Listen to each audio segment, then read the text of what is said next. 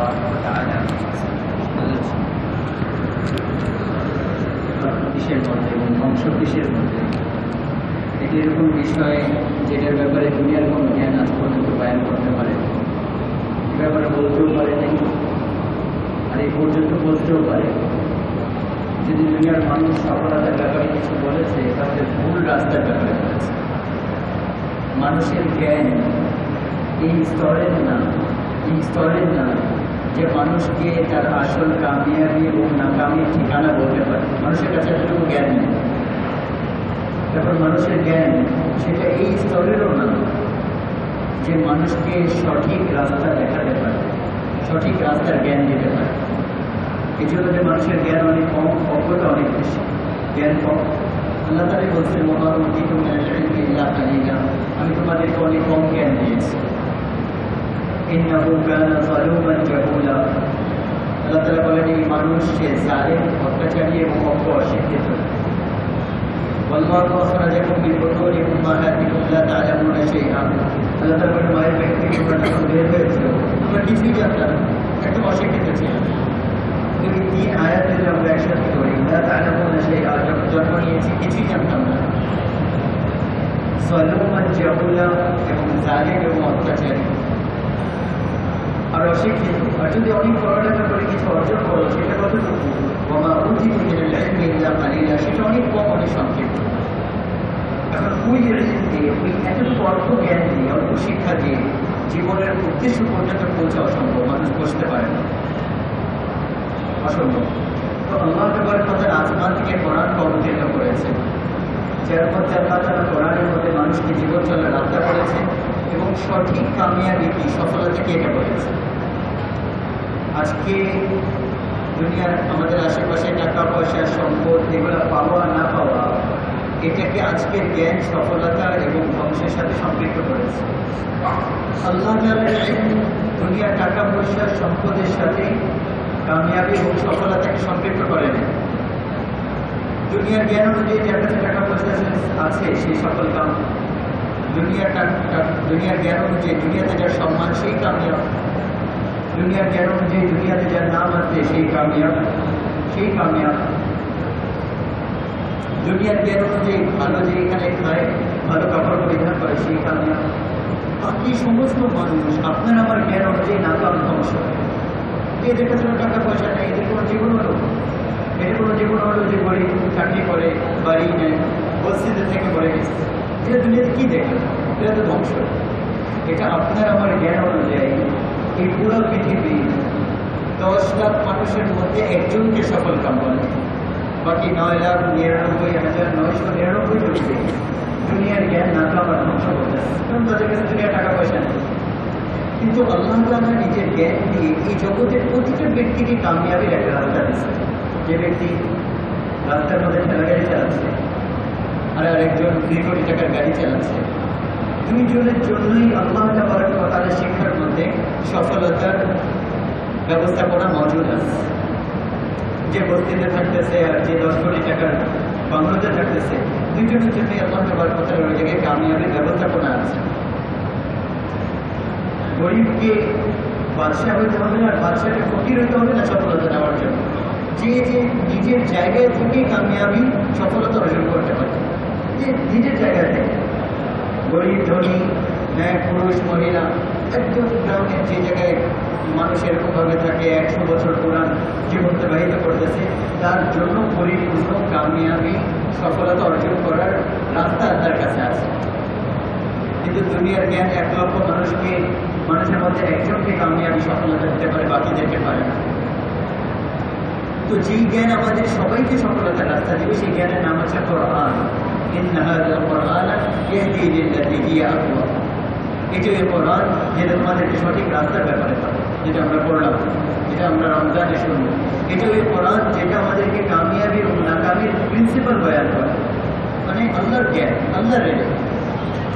মানুষের জ্ঞান দুনিয়াকে উদ্দেশ্য করে, এই জন্য এর মধ্যে সবাই সফলতা পায় না। দুনিয়াতে সবাই অর্জন করতে পারে না। দুনিয়ার জ্ঞান দুনিয়াকে সব কিছু বলতেছে, তোমার এটা উদ্দেশ্য, গন্তব্যস্থল, হ্যাঁ, দুনিয়াতে বড় হওয়া, দুনিয়ার টাকা পয়সা, দুনিয়ার বড় বাড়ি, বড় গাড়ি, বড় সম্পদ, বড় দেশে থাকা, যা কিছু আমরা স্কুলে পড়েছি, কলেজে পড়তেছি, ইউনিভার্সিটিতে পড়তেছি, আমরা যা কিছু আমরা অফিসে দেখতেছি, আমাদের ঘরে আলোচনা হচ্ছে, যেগুলো বলি রাস্তাঘাটে আলোচনা হচ্ছে, এগুলো সব আমাদের এই শিক্ষা দিতেছে যে দুনিয়াতে বড় হওয়া আমাদের জীবনের উদ্দেশ্য, এটাই আমাদের টার্গেট। কিন্তু যখন আমরা কোরআন দেখলাম, আল্লাহর ইলমের দিকে তাকালাম, তো আল্লাহ তাআলা বলতেছেন দুনিয়া তোমাদের অতিবাহিত করার জায়গা, এটা তোমাদের জীবনের উদ্দেশ্য না। এখন এই কথার উপর আপনারা একটু চিন্তা করেন, যখন একটা জিনিস পথের জিনিস হয় তো এটা প্রাধান্যতা পরিবর্তন হয়ে যায়, আর একটা জিনিস যখন উদ্দেশ্য হয়, টার্গেট হয়, ওইটার উদ্দেশ্য, ওইটার প্রাধান্যতা পরিবর্তন হয়ে যায়। মনে করেন একজন চিটাগাঙে থাকে, হ্যাঁ, আর কেউ ঢাকায় থাকে। আমরা সবাই ঢাকায় থাকি, চিটাগাং থেকে কেউ ঢাকায় আসে, 1-2 রাত থাকে, আমরা চলে যাই, তার থাকার স্টাইল আরেক রকম, আমাদের থাকার স্টাইল আরেক রকম। কেউ ওই জায়গা দিয়ে অন্য দিকে যাবে, সেও ঢাকা ক্রস করে, কিন্তু তার এই জায়গায় আসার স্টাইল আরেক রকম। দুনিয়া আমাদের যেটা বলতেছে, দুনিয়ায় তোমাদের আসলে এই জায়গায় তোমরা থাকবা, এটাই সব কিছু। কিন্তু আল্লাহ তাআলা আমাদেরকে ডেকে ডেকে বলতেছে এটা তোমাদের দৃষ্টির ধোঁকা, এটা তোমাদের মনের ধোঁকা, এটা অতিবাহিত করার জায়গা, এটা তোমাদের গন্তব্যস্থল না। তোমাদের গন্তব্যস্থল আল্লাহ, আল্লাহকে রাজি করে তোমাদের জীবনের উদ্দেশ্য। জান্নাত তোমাদের গন্তব্যস্থল। এখন দেখেন, আল্লাহকে তো সবাই রাজি করতে পারে, আল্লাহকে রাজি করা আমাদের জীবনের উদ্দেশ্য। সফলতার যে চিন্তাধারা আল্লাহ দিয়েছেন, ওটা হচ্ছে আল্লাহকে রাজি করা। যার উপর আল্লাহ রাজি হয়ে গেছে, সে সফল কাম হয়ে গেছে। আল্লাহ তার রাসূলের যে অনুমতিটা স্বীকার করেছে আর ওনাকে রাজি করেছে, সে অনেক বড় কামিয়াবের মালিক হয়ে গেছে, অনেক বড়। মানুষের জ্ঞান, আল্লাহর জ্ঞান, কামিয়াবের যে মাপকাঠি, দুইটার মধ্যে পার্থক্য দেখা যাচ্ছে। আল্লাহ বলতেছে আমাকে রাজি করো। এখন আল্লাহকে তো আপনারা রাজি করতে পারেন, আমিও পারি। যে বাইরে ভিক্ষা করতেছে সেও পারে, যে ছেলেগাড়ি চালাচ্ছে সেও পারে, যে এখানে 3 কোটি টাকার ফ্ল্যাটে ঘুরতেছে সেও পারে, যে 1000 কোটি টাকার ফ্যাক্টরি চালাচ্ছে সেও আল্লাহকে রাজি করতে পারে। গ্রামে শহরে যে গরিব, হ্যাঁ, পুরুষ মহিলা সবাই তো আল্লাহকে রাজি করতে পারে। কেন? আল্লাহ তাআলা তো সবার কাছে আছে। আল্লাহ তাআলা বলেন আমি তোমাদের ঘাড়ের একটু বেশি নিকট, তোমাদের শাহরুখের থেকেও তোমাদের নিকট। তারপরে দেখেন, আল্লাহকে রাজি করতে অনেক লম্বা চওড়া ব্যবস্থা করতে হয় না।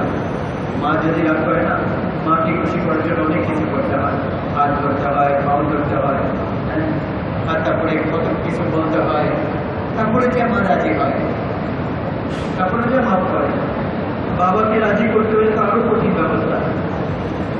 কিন্তু যে আল্লাহ তাআলা এত বড় বাদশা, দেখেন পুরো দুনিয়ার বাদশা, আজকে বাদশা, কালকে শেষ করে যায়। আল্লাহ তাআলা এরকম বাদশা যার বাদশাহের কোনো সীমানা নেই। আল্লাহ তাবারক ওয়া তাআলা এরকম বাদশা যার খাজানার কোনো সীমানা নেই। আল্লাহ তাআলা এরকম বাদশা যার শক্তির কোনো সীমানা নেই। আল্লাহ তাআলা এরকম বাদশা যার বুলন্দির কোনো সীমানা নেই।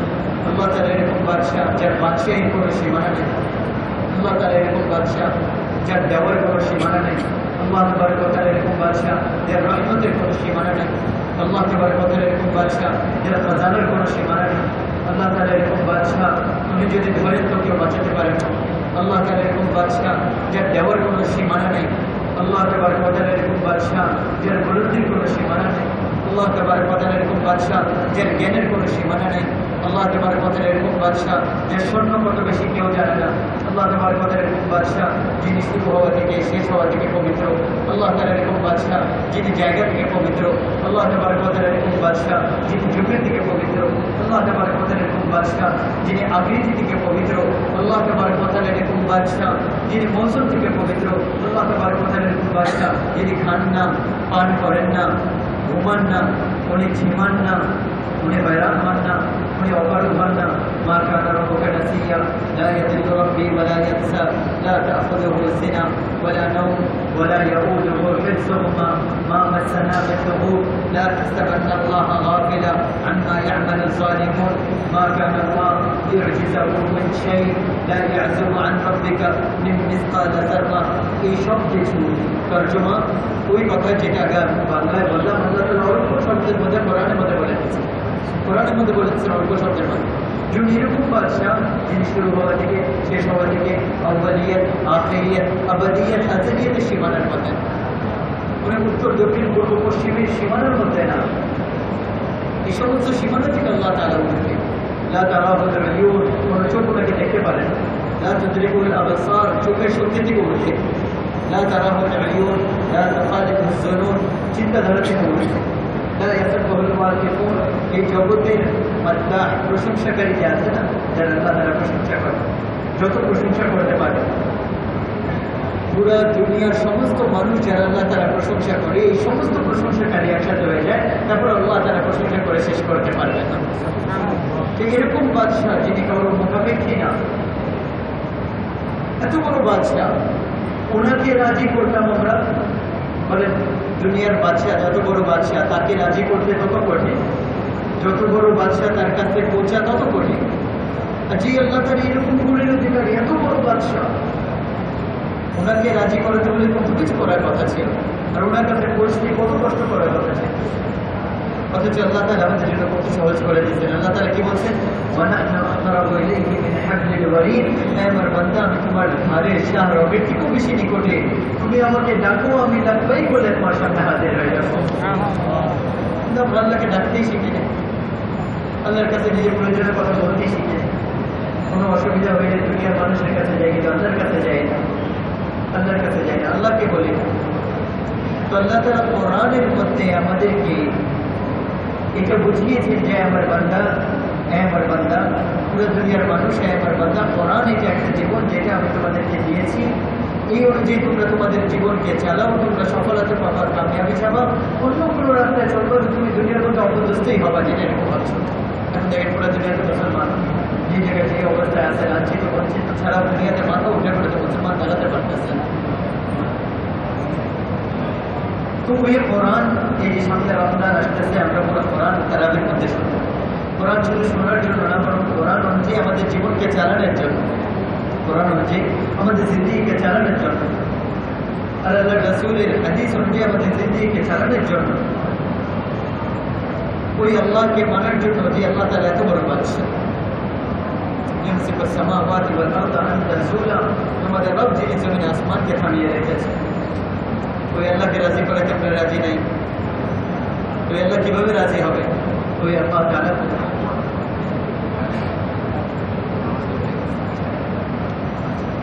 এই জন্য আমার ভাই দোস্ত, একটা তো হচ্ছে এটা যে আমরা তওবা করি, অর্থাৎ হচ্ছে যে আমরা তওবা করি। এই যে রাত শবে বরাত বলা হয়, বরাত মানে আল্লাহ তাআলা মুক্তি দেন, বরাত শব্দ মানে মুক্তি দেওয়া। যারা গুনাহ করে কিন্তু তওবা করে, তো আল্লাহ তাবারক ওয়া তাআলা তাদেরকে মুক্তি দেন, আল্লাহ তাআলা তাদেরকে মুক্তি দেন। কিসের থেকে মুক্তি দেন? আল্লাহ তাবারক ওয়া তাআলা তাদেরকে জাহান্নামের আগুন থেকে মুক্তি দেন। এটার জন্য শর্ত হচ্ছে তওবা করা। এই রাত এবং সামনে রমজানের রাতগুলো আসতেছে, এই সমস্ত রাতগুলো তওবার জন্য। জীবন চলতে থাকবে, কত কিছু করেছি, করতে থাকবো, কিন্তু তওবা যদি করি তো আল্লাহ তাআলা পিছনে সমস্ত গুনাহকে মাফ করে দেন। আল্লাহ তাআলা কোনো পরোয়া নেই। এরকম না যে আবার গুনাহ করবো, তো পিছনে সব নিয়ে এসে বলবে আগের গুনাহ মিশাই দিলাম, এখন কেন আবার করি? আল্লাহ এরকম, আল্লাহ তাবারক ওয়া তাআলা কোনো পরোয়া করেন না। কিন্তু মাফ চাইতে আমরা কৃপণতা করি, মাফ চাইতে লজ্জা লাগে আমাদের, মাফ চাইতে সুযোগ নেই আমাদের। এই জন্য আল্লাহ তাআলার কাছে মাফ চাই, তওবা করি। পরবর্তী জীবন যেটা আসতেছে আল্লাহ তার রাসূলের জীবন অনুযায়ী চলার নিয়ত করি। আল্লাহর কাছে মাফ চাইতে কি অসুবিধা? এত বড় বাদশাহ, পুরা জগৎ যার বাচ্চাই পরিণতের মধ্যে, যার হাতের মুঠির মধ্যে, ওই আল্লাহর কাছে মাফ চাইতে আমাদের কি অসুবিধা? দুনিয়া নোংরা নোংরা মানুষের কাছে আমরা নষ্ট হয়ে গেছি না? দুনিয়া নোংরা নোংরা মানুষের কাছেও আমরা মাফ চাই মাঝে মাঝে, যখন বিপদে পড়ি, যখন ঠেকায় পড়ি। তো আল্লাহর কাছে আমরা প্রতিটা পদক্ষেপে, প্রতিটা স্টেপে আমরা মোকাবেলা করি। এই জন্য আমার ভাই দোস্ত, যে আমরা এই যে রমজানের রাত আসতেছে, রাতগুলা পুরা রমজান, আমরা এই যে রাতগুলা, শুধু এই রাতগুলায় নামাজ পড়া না, এই রাতগুলায় ইবাদত করা না, বরং পুরা জীবন এরকমভাবে নামাজ পড়া, পুরা জীবন এরকমভাবে রোজা, যে আল্লাহ তাআলা যখন যে রোজাগুলো বলছে রোজাগুলাকে রাখা, আর ওই যে আমাদের দিকে চালানো, তাহলে আল্লাহ তাআলা আমাদের উপর খুশি হবে। তাহলে আমাদের এই সবে বরাতের ইবাদত কবুল হবে, তাহলে আমাদের রমজানের ইবাদতগুলো কবুল হবে। আল্লাহ তাআলা তো কখনো হয়রান হন না, কখনো ভুলে যান না আমাদেরকে। আল্লাহ তাআলা যেরকম যে আরশকে দেখেন, ঠিক এরকমভাবে এই মসজিদের নিচে ছোট বিগ্রহ চলতেছে, এটাকে আল্লাহ তাআলা দেখেন। আল্লাহ তাআলা কি আমাদেরকে দেখতেছে না? আমরা কি করতেছি? আমরা তো নিজেকে দেখতে পারি না। এই যে যার পাঁচজনের ভিতরে গেঞ্জি আছে, ওইটাই দেখতে পারি। আর আল্লাহ তাআলা যেরকম আরশকে দেখেন, সমুদ্রের অন্ধকারের ভেতরে ছোট একটা মাছ যে চলতেছে ওইটাকেও আল্লাহ তাআলা দেখেন। যেরকম আল্লাহ তাআলা জিবরাইলকে দেখেন, ঠিক যেরকম ভাবে আমাদের অন্তরের মধ্যে যে ধ্যান ধারণা খেয়াল আসতেছে ওগুলোকে আল্লাহ তাআলা দেখেন। আল্লাহ তাআলা আমরা যে গুনাহ করতেছি এটা দেখতেছেন না? আল্লাহ তাআলা জানেন না, দেখেন না, করবেন না? ছোট একটা ব্যাকটেরিয়া যেটা ব্রেনের মধ্যে হচ্ছে ওইটাকেও আল্লাহ তাআলা দেখতেছে। আল্লাহ তাআলার দৃষ্টি অন্ধকার যে অপারগ হয়ে যায়, হ্যাঁ, অন্ধকার থেকে পার, জমিন থেকে পার, আসমান থেকে পার, লা তুওয়ারি মিনহুম সামাউন সামাআ, আসমানের মধ্যে শক্তি নেই যে আল্লাহর কাছে কিছু লুকাতে পারবে, ওয়ালা আরদুন আরদা, এই জমিনের মধ্যে শক্তি নেই যে নিজের ভিতরে কোনো কিছু লুকাতে পারবে। এরকম না যে আমরা বিল্ডিং বানালাম, দরজা লাগালাম, পর্দা লাগাই দিলাম, ভিতরে যা ইচ্ছা করতেছে আল্লাহ দেখতেছেন, এরকম না। আল্লাহ তাআলা সব কিছু দেখতেছেন, আল্লাহ তাআলা সব কিছু জানেন। পাহাড়ের ভিতরে খনিজ পদার্থকেও আল্লাহ তাবারক ওয়া তাআলা দেখতে পারেন, আল্লাহ তাবারক ওয়া তাআলা ওইটাকে জানেন, ওটার হিসাব। সাওয়াউন মিনকুম মান আসাররাল কওল ওয়া মান জাহারা বিহি ওয়া মান হুয়া মুস্তাখফিন বিল-লাইল ওয়া সারিহুন বিন-নাহার। দিন রাত ছাড়া বসা সবকিছু আল্লাহ তাবারক ওয়া তাআলার জন্য করা হয়। তো এত বড় যে বাদশা, ওনাকে রাজি করাতে তো পুরা পৃথিবীর মধ্যে আমাদের নাম বসার কথা ছিল। এত বড় বাদশা ঢাকার ডিসিকে রাজি করে তৈরি কত কিছু করতে হয়। এত বড় বাদশাকে রাজি করার জন্য কত কষ্ট করার কথা ছিল। কিন্তু আল্লাহ তাআলা নিজেই বলতেছেন, আল্লাহ তাআলা নিজে বলতেছেন কি, ইয়া বানা আদম লাউ বালাগাত যুনুবুকা আনানাস সামা, হে আমার বান্দা, তুমি আমার এত গুনাহ করো, গুনাহ করতে প্রথমে পৃথিবী গড়ে দাও, তারপরে উপরে উঠে, তারপরে স্তর বাই স্তর উপরে উঠতে চলতে আমার সূর্যকেও কালো করে দেয়, চাঁদকেও কালো করে দেয়, তারাগুলাকেও কালো করে দেয়, আর তারপরে উপরে চলতে আসমানের ছাদ পর্যন্ত তোমাদের গুনাহ এই পুরো জগৎকে একটা প্যাক করে দেয়। এত বেশি কেউ গুনাহ করতে পারে? হাদিসের মধ্যে আসছে, সমস্ত আদম আলাইহিস সালামের সন্তান, সমস্ত শয়তানের সন্তান, ইয়াজুজ আর মাজুজ, আর পরবর্তীতে যত মানুষ আসবে সবাই একসাথে মিলে আর সবাই গুনাহ করা শুরু করে, আল্লাহ না করে এত গুনাহ করতে পারবে না, এটা অসম্ভব। কিন্তু আল্লাহ তাআলা এরকম বলতেছেন, তোমরা এই ধানমন্ডির কোনো এক যুবক একা এত গুনাহ করো, আর ওই পর্যন্ত গুনাহ পৌঁছে যায়।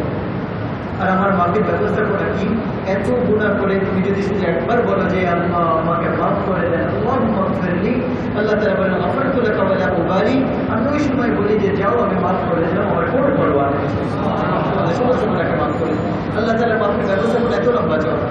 আমি বললাম না, মাকে রাজি করতে কত কষ্ট, এত গুনাহ করে কি মাফ করবে?